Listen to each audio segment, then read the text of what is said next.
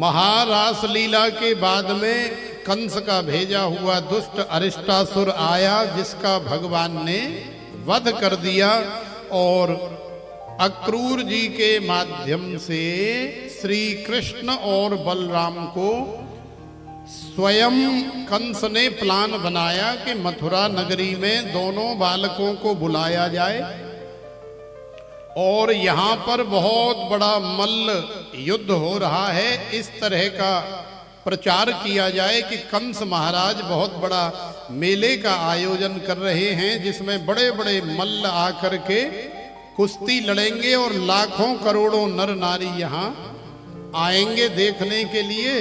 तो श्री कृष्ण और बलराम को भी बुलाया जाए। तो श्री कृष्ण और बलराम को नंद बाबा, मैया यशोदा और सारे ब्रजवासी ब्रजांगना भेजेंगे कैसे? तो देखो, नंद बाबा के खास परम स्नेही मित्र अक्रूर जी को लेने के लिए भेजा। और आज अक्रूर जी गए तो अक्रूर जी भी बेचारे घबरा रहे हैं कि जाऊंगा तो भी मैं मरा और नहीं जाऊंगा तो भी मैं मरा। क्यों? क्योंकि यदि मैं नहीं जाऊंगा तो कंस गर्दन जो है धड़ से अलग कर देगा, और जाऊंगा तो भी मैं इस दुष्ट कंस के हाथों श्री कृष्ण और बलराम को नहीं सौंप सकता, क्योंकि वो मेरे लाला हैं, मेरे भैया नंद बाबा के बालक हैं। अपने बालकों को इस दुष्ट के हवाले कैसे कर सकता हूं? तो देखो, यही सब सोचते सोचते भगवत्ता भूल गए भगवान की, और एक साधारण श्री कृष्ण बलराम समझने लगे और ऐसे खो गए कि अक्रूर जी अभी मथुरा से वृंदावन कन्हैया और बलराम को लेने के लिए जा ही रहे थे, तो समाधि लग गई और वहीं की वहीं रथ खड़ा रहा। शाम को लगभग 4:30-5 बजे समाधि से वापस आए, होश आया कि हे भगवान, हम तो सुबह 8 बजे के निकले और बस 10 कदम रथ चला और वहीं घोड़े खड़े हो गए, क्योंकि लगाम ढीली हो गई, छूट गई। तो घोड़ों ने समझा कि अभी मालिक हाँक नहीं रहा है, खड़े हो गए। शाम को 5 बज गए, लेकिन आप देखेंगे कि मथुरा से और वृंदावन की जो दूरी है वो केवल 10 किलोमीटर की है, और अक्रूर जी रथ से जा रहे हैं जिसकी गति कम से कम 30-40 किलोमीटर प्रति घंटे भी आप जोड़ोगे तो सोचो कि कै मिनट लगेंगे अक्रूर जी को मथुरा से वृंदावन पहुंचने में। लेकिन यहाँ सुबह 8 बजे से लेके शाम के 5 बज गए, इतने घंटे बाद भी अभी रथ वहीं की वहीं खड़ा हुआ है। अब होश आया, अक्रूर जी गए और जा करके नंद बाबा, ब्रजवासी और मैया यशोदा सबसे मिले। जब ब्रजवासियों को पता लगा कि ये अक्रूर हमारे कन्हैया श्री कृष्ण बलराम को लेने आया है, वैसे तो इसका नाम अक्रूर है, लेकिन वास्तव में ये कितना क्रूर है।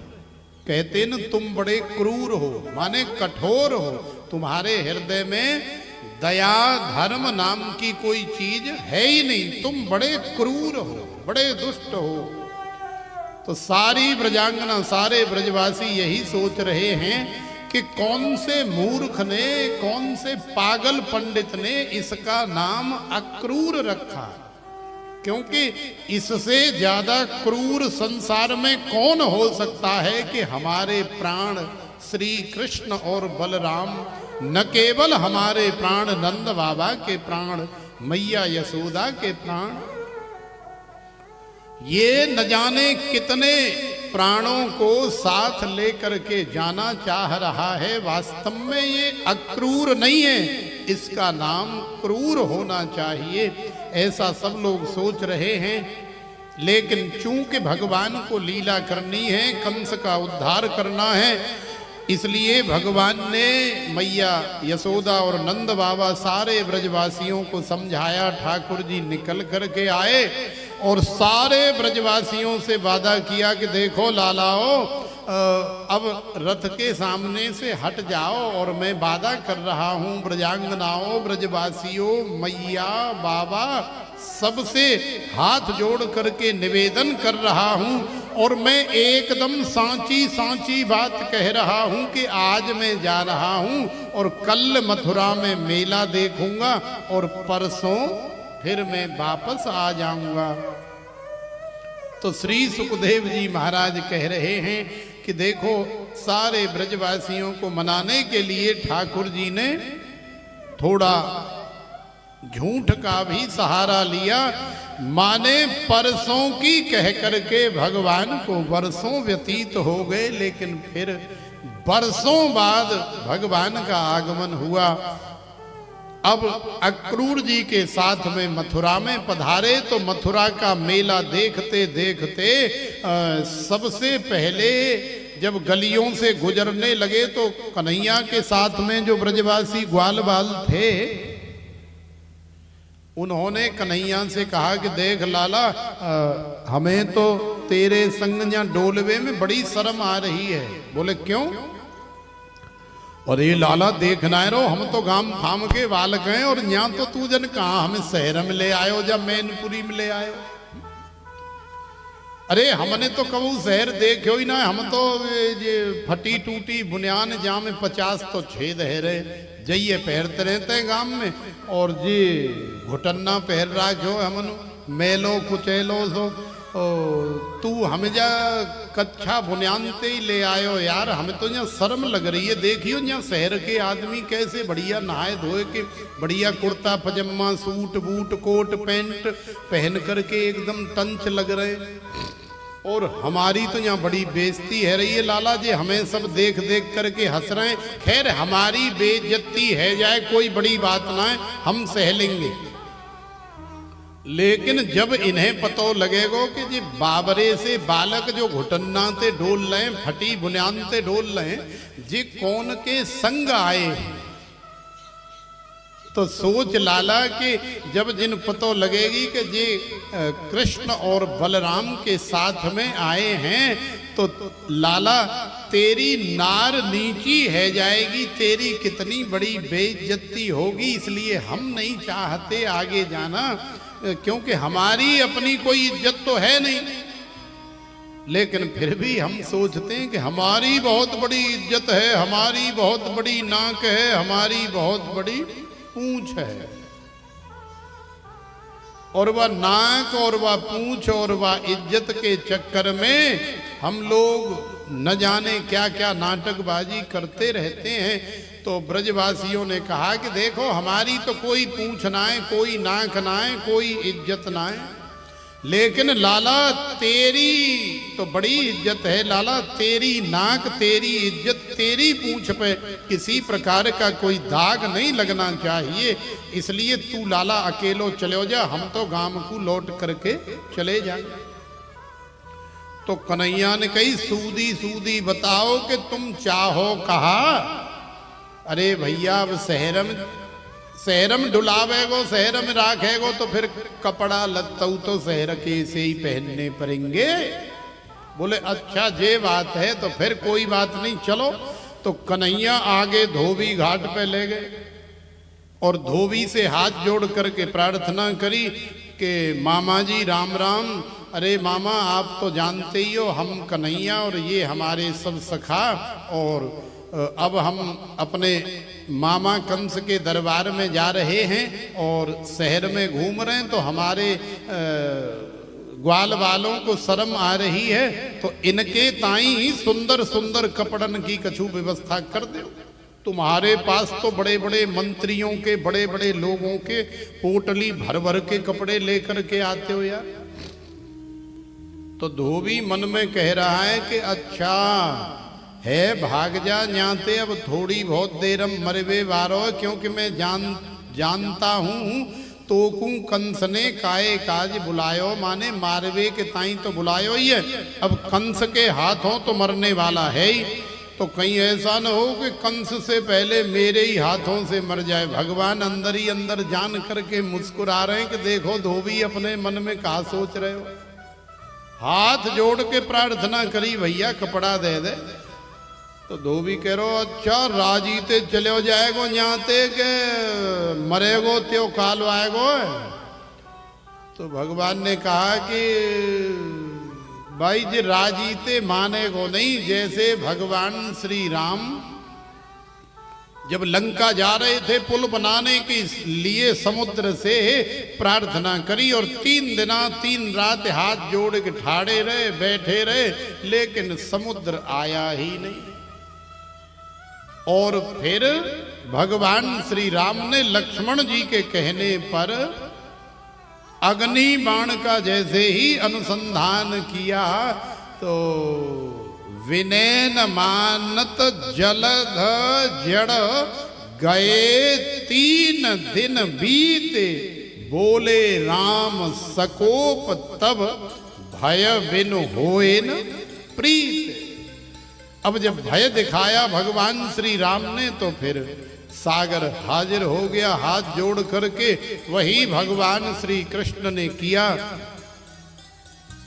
आंख दिखाई धोबी को और धोबी ने जैसे ही हाथ उठाया मारने के लिए तो कन्हैया ने एक मार दिया कान पे खींच करके रहपटा। तो वो भौरा देखा तो भौरे की तरह ऐसे नाच करके धड़ाम गिरा पाट पे तो तरबूजे की तरह सिर फट गया और धोबी का काम तमाम हो गया।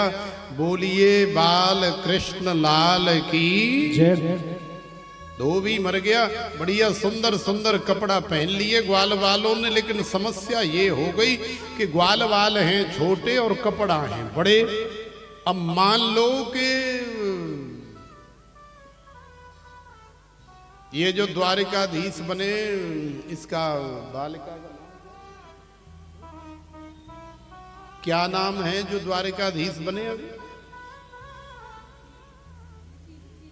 है ने का जोड़ते बोल दो करो सिद्धि। अब मान लो कि श्वेता का सूट और सिद्धि पहन ले तो क्या होगा। अब ऐसे ही बड़े बड़े कंस के बड़े बड़े राक्षस बड़े बड़े मंत्री बड़े बड़े संतरी और सबके कपड़ा धोबी के पास वो सब ग्वाल वालों ने पहन लिए। अब वो कपड़े पहन करके ग्वाल वाल जैसे ही गैल में रास्ता में आगे चले तो बिना झाड़ू लगाए ही झाड़ू लगती जा रही है। सारा मामला साफ होता चला जा रहा है। अब तो और ज्यादा शर्म लगे, अब तो और ज्यादा मगेनू से कपड़े लगे कि अरे भाई जी जिनके कपड़ा नाए कहूते मांग करके लाए। तो भगवान ने फिर वो भी व्यवस्था करी। आगे दर्जी के पास गए, दर्जी के पास फिर कटवाए कपड़ा सिलवाए और फिर सेटिंग बनवा करके बोले अब का चाह तो बोले महाराज अब गले में एक माला और डर जाए। बोले अच्छा।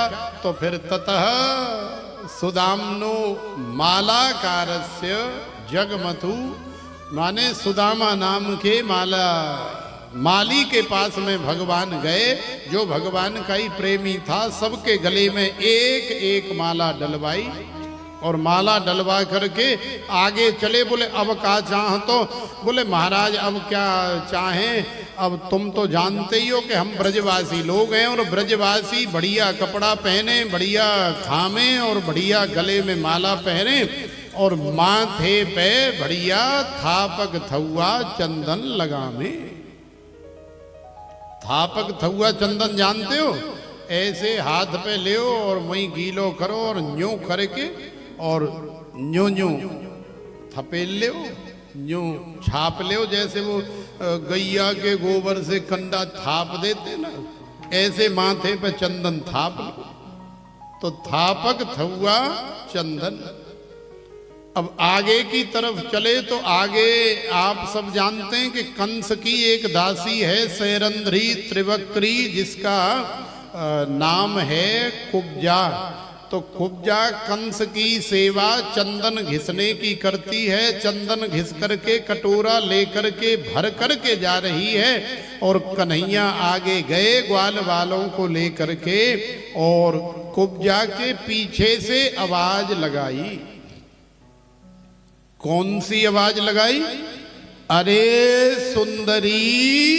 जैसे ही सुंदरी कहा तो कुब्जा का तो रोम रोम हर्षित हो गया, पुलकित हो गया कि जिस कुब्जा को कोई देखना तक नहीं चाहता, आज जीवन में पहली बार उसे कोई सुंदरी कह रहा है।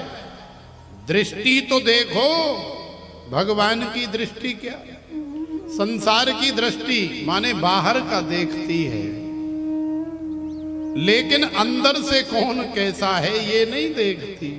तो भगवान ने कुब्जा के बाहर कुबड़ों को या कुरूप को नहीं देखा, भगवान ने कुब्जा के हृदय की निर्मलता को देखा, शुद्धता को देखा, पवित्रता को देखा। और कुब्जायाः किम तत्र रूपमधिकं किम तत्सुदाम्नो धनम भक्त्या तुष्यति केवलम न च गुणैः भक्ति प्रियो माधवा। भगवान को केवल हृदय का भाव पसंद है। कुब्जा के पास गए और कुब्जा बेचारी इतनी प्रसन्न हो गई, बोले मैं सुंदरी? बोले हाँ देवी, हम सही कह रहे हैं, तुम सुंदरी हो, लेकिन तुमसे प्रार्थना है कि देखो ये हमारे ग्वाल बाल हैं, इनके माथे पे नेक नेक चंदन लगा दिया जाए तो आनंद आ। कुब्जा ने एक बार तो मन में सोचा कि कंस को पता लग गया कि मैंने कंस का चंदन जो है ग्वाल बाल और कृष्ण को लगा दिया है, तो मेरी गर्दन धड़ से अलग कर देगा या मुझे सूली पर लटका देगा। लेकिन चूंकि आज कुब्जा इतनी प्रसन्न है कि जीवन में पहली बार कहते न कि प्रेम से यदि तुम चाहो तो मेरी जान ले लो, वो भी हाजिर है, और यदि जोर जबरदस्ती से चाहोगे तो एक दाना भी नहीं मिलेगा। तो कुब्जा को जब भगवान ने इतना प्रेम दे दिया तो कुब्जा ने सोचा कि कंस भले सूली पर चढ़ा दे, भले मेरी गर्दन काट दे, लेकिन मैं इसके माथे पर चंदन लगाऊंगी। और कुब्जा ने कन्हैया के माथे पर चंदन लगाया, सारे ब्रजवासियों के माथे पर चंदन लगाया, और भगवान ने देखते देखते खेल ही खेल में नीचे का अपना पैर कुब्जा के पैर पर रखा और ठोड़ी पे ऐसे नीचे से हाथ का स्पर्श करते हुए नेक झटका मार दिया। तो कुब्जा जो है परम सुंदरी देवांगना के रूप में परिणित हो गई। माने कुब्जा को भगवान ने ऐसा सुंदर रूप प्रदान कर दिया जो इस मृत्यु लोक में किसी भी नारी के पास था ही नहीं, उसे देवांगना बना दिया। आगे की तरफ बढ़े, आगे रंगभूमि में गए। रंगभूमि में जाने से पहले भगवान जहां धनुष रखा है वहां गए और धनुष को भगवान ने प्रणाम किया। दाऊ भैया और कन्हैया ने धनुष को प्रणाम करके और कन्हैया ने उठाया तो धनुष तो बेचारा अपने आप ही टूट गया। एक पल्ला दाऊ भैया ने ले लिया, एक कन्हैया ने ले लिया, दोनों लेकर के आगे बढ़े। और आगे बढ़ते हुए बड़े बड़े राक्षस कंस के बड़े बड़े दूत, बड़े बड़े सेनापति रास्ते में मिलते गए। भगवान सबका उद्धार संहार कल्याण करते गए। कुबलया पीड़ हाथी भी मिला, उसे भी कन्हैया ने मार दिया। अब भगवान आगे रंग भूमि में प्रवेश कर रहे हैं, और रंग भूमि में प्रवेश किया तो लाखों करोड़ों नर नारी बैठे हैं। तो वसुदेव सुतम देवम कंस चाणूर मर्दनम। कंस के सबसे बड़े दो पहलवान हैं, एक है चाणूर और दूसरा है मुष्टिक। माने सबसे बड़ी मिसाइल कंस के पास ये दो ही है, सबसे लंबी रेंज की और सबसे ज्यादा पावरफुल और अचूक, जो चूकती नहीं है। ये लास्ट ऑप्शन है कंस के पास, चाणूर और मुष्टिक। अब चाणूर और मुष्टिक ही बचे हैं, बाकी तो कन्हैया ने और बड़े भैया दाऊ भैया ने सब कल्याण कर दिए, सबका उद्धार कर दिया। अब चाणूर और मुष्टिक आए अखाड़े में, तो चाणूर भगवान श्री कृष्ण के साथ भिड़ गया और मुष्टिक जो है दाऊ भैया के साथ भिड़ गया। तो दाऊ भैया ने मुष्टिक के साथ थोड़ी देर हाथापाई करते हुए और मुष्टिक को ऐसे पकड़ करके ऐसे उठा लिया रंगभूमि में और अपने घुटने पर इस तरह से मार करके तोड़ दिया, जैसे हम अपने घुटने पर ईख का गन्ना तोड़ देते। ईख वाला गन्ना ऐसे अपने घुटने पर तोड़ा है कि नहीं कभी? हमने तो बड़े तोड़े, हमने तो बड़े खाए हैं पहले गन्ने, तो तोड़ देते थे। यहां से हिलता है तो देखो आज मुष्टिक का उद्धार कर दिया। और जब भगवान श्री कृष्ण ने देखा कि मुष्टिक का उद्धार हो गया, तो फिर कन्हैया ने भी देर नहीं लगाई। कन्हैया ने एक कान पे चाणूर के मार दिया, तो भौरे की तरह घूम करके, चकई की तरह घूम के धड़ाम से गिरा और रुधिर वमन करता हुआ चाणूर के भी प्राण पखेरु उड़ गए और जय जयकार होने लगी। बोल बाल कृष्ण लाल की, श्री दाऊ जी महाराज की। कंस भयभीत हो गया, बड़ा भयानक माहौल हो गया। सारे नर नारी खड़े हो गए और जय जयकार करने लगे। अब तो कंस थर थर कांपने लगा कि अब क्या होगा, अब कहां जाऊं, अब कैसे बचूं।